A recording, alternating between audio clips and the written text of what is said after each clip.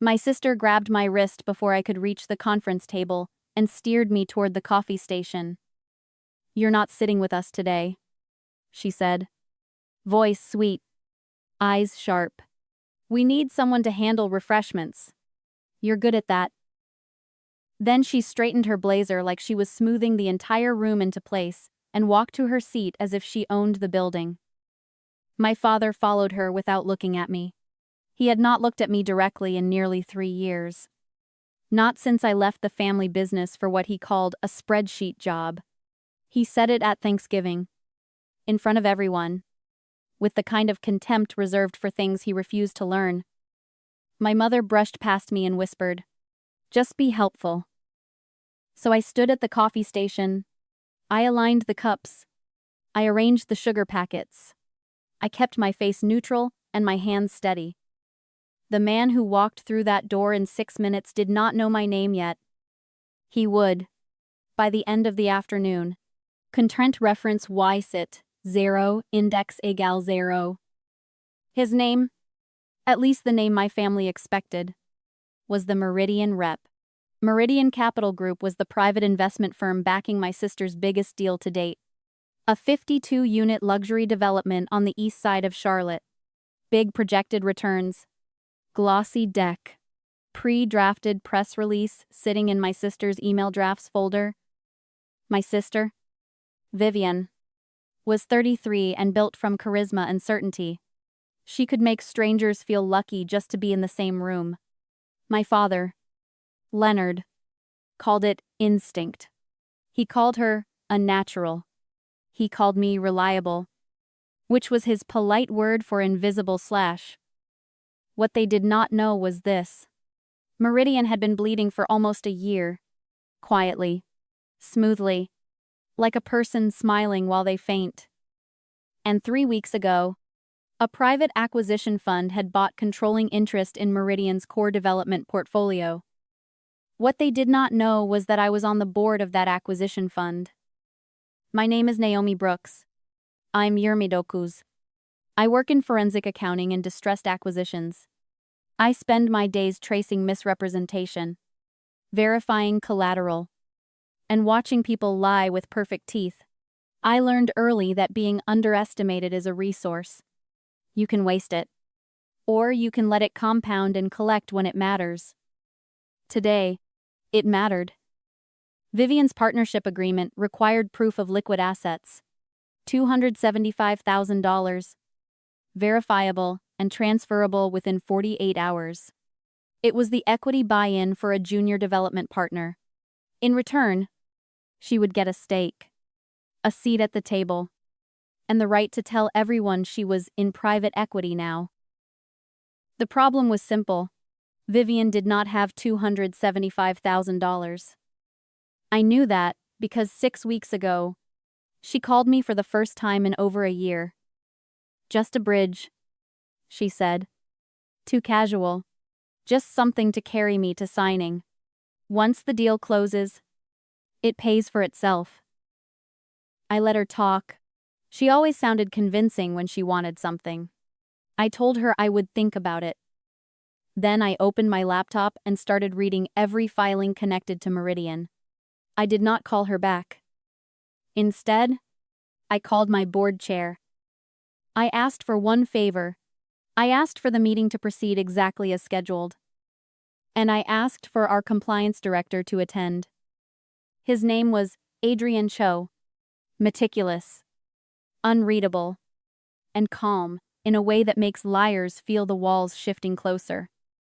At Doi, Patrupse, M. Adrian walked in. Charcoal suit, leather portfolio. That slow, controlled pace of someone who has never needed to hurry. He shook my father's hand. He nodded at Vivian. His eyes passed over me like I was part of the furniture. I poured coffee. I listened.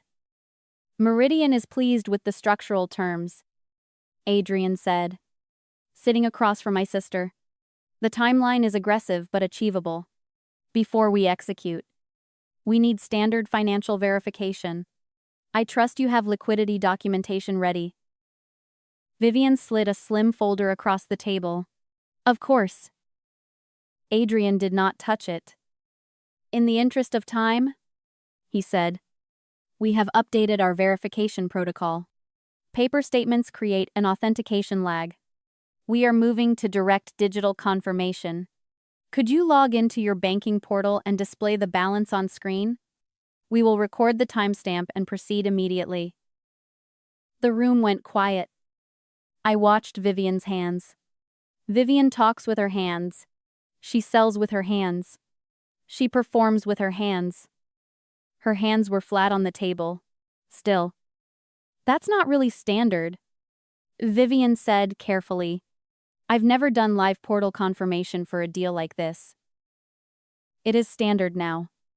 Adrian replied. Regulatory compliance. We also have a 2:30 call with the city planning office. So if we can move through verification quickly, we can stay on schedule. Vivian turned to my father, and her voice dropped half a note. The voice she used when she needed him to rescue her, without admitting she needed rescuing.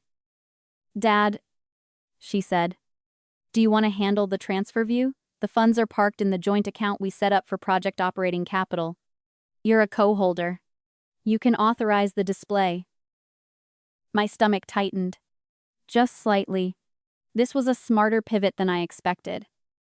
My father pulled out his phone with that heavy, deliberate motion he always used. Like touchscreens were fragile and disrespectful. Where do I log in? He asked. The Wells app, Vivian said. The account we set up in February. He tapped. He squinted. He finally pulled the account up and held the screen toward Adrian. Adrian glanced, made a small note, and nodded once. The balance showed $328,000. I knew the number because I had checked it 5 days earlier. 5 days earlier, it was $68,000. My father's operating reserve. Now it was $328,000. Someone had moved money into that account recently. Someone had done it to pass a test. Excellent, Adrian said.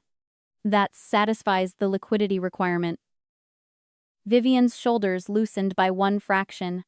She thought she had pulled it off. Then Adrian continued. Before we proceed to execution, our compliance team completed a routine title and encumbrance review on assets connected to the deal. Standard procedure. We ensure nothing clouds the partnership structure. He opened his laptop. The wall monitor in the room flickered on. My sister's head snapped toward it. My father blinked. My mother stiffened. On the screen was a county record document. Adrian's voice stayed calm. Sir, it appears your primary residence at 18 Briarstone Lane carries an unresolved second lien filed 9 days ago. My father stared. That's impossible. The house has been paid off for 15 years. Adrian looked at his notes. The lien was filed by Pine Hollow Lending Group in the amount of $236,000. My mother made a small sound. Not a word. Just breath leaving her body. My sister did not move. She was very, very still. That would be consistent, I said from the coffee station. With a private bridge loan taken in anticipation of a capital deposit. Every head turned toward me. It was the first time I had spoken since Adrian entered. My father looked at me like I had stepped out of a wall. Naomi? What are you talking about? I walked to the table. I did not ask permission. I pulled the public filings this morning. I said, Pine Hollow recorded a deed of trust against your home. The maturity date is in 60 days. If it's not repaid, they can initiate foreclosure. My father's face moved through confusion, then anger, then something like fear. He turned toward Vivian. You put a lien on my house? It was going to be paid back in a week. Vivian snapped, and the warmth fell off her voice like a mask hitting the floor. The deal closes. The equity transfer covers it, and Pine Hollow gets paid. It's a short bridge. It's nothing. It's his house, I said quietly. Vivian shot me a look that was pure cold. Stay out of this. You have no idea what's involved in a deal this size. You sit in an office and audit spreadsheets. This is real business. I let the insult sit there for a second, long enough for everyone to hear it. Then I clicked to the next slide. This is the current control chart for Meridian Capital Group, I said, as of 3 weeks ago, following a debt acquisition by a private fund registered in Delaware. Controlling interest transferred. The slide showed the name of the acquiring fund in plain black letters. Vantage North Capital. Adrian's title sat beneath it. Executive Director of Compliance. I looked at my sister. Adrian doesn't work for Meridian. Then I looked at my father. He works for us. Then I said the last part, slow and clear. I'm on the board. No one spoke. My mother's mouth opened and closed. My father's hands flattened on the table, like he needed the wood to keep him steady. Vivian stood up abruptly. That's not possible. You can't. I can, I said. And before you try to reframe this as a family argument, understand what just happened. I tapped the screen showing the lien. You obtained a private loan using a property you do not own. You did it without the property owner's knowledge or consent.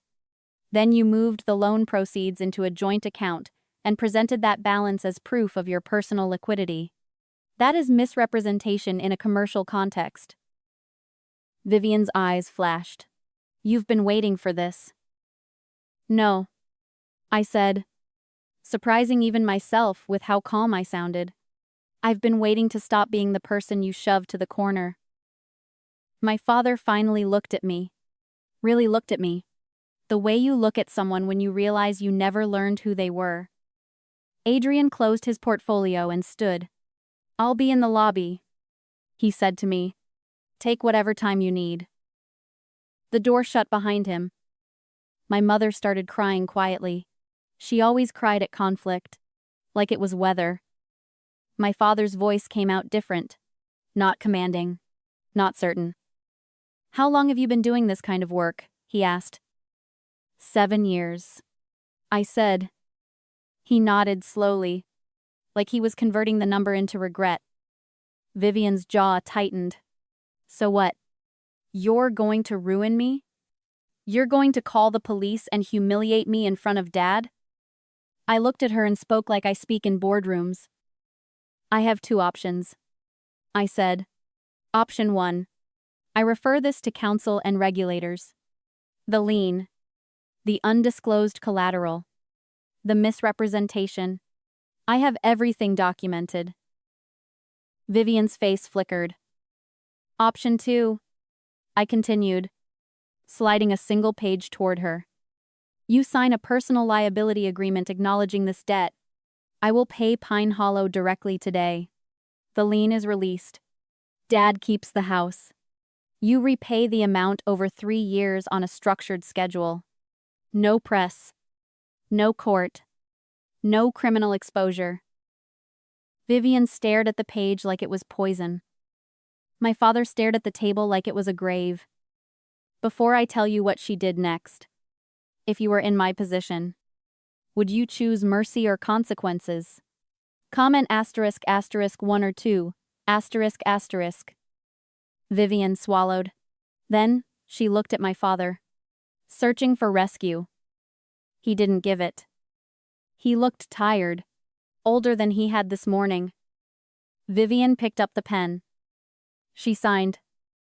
The room stayed silent while I took the page back and checked her signature. I slid it into my folder. I'll send payoff confirmation by end of day, I said. The lien release should file within 10 business days. Then I picked up my bag. At the doorway, my father spoke my name, like he was testing it. Naomi. I turned. He was still sitting, hands on the table, eyes on me. I didn't know, he said. I know you didn't, I replied. Not as an accusation, just as a fact. I walked out into the lobby where Adrian waited, calm as ever. Signed? He asked. Signed, I said. We stepped into the afternoon light, and the air felt different. Not softer, clearer. For most of my life, they treated me like background noise, like I existed to tidy up their messes quietly and keep smiling. Today, they learned something simple. I was never the help. I was the person holding the leverage the entire time. If you want more stories where the family favorite finally meets the receipts, hit subscribe.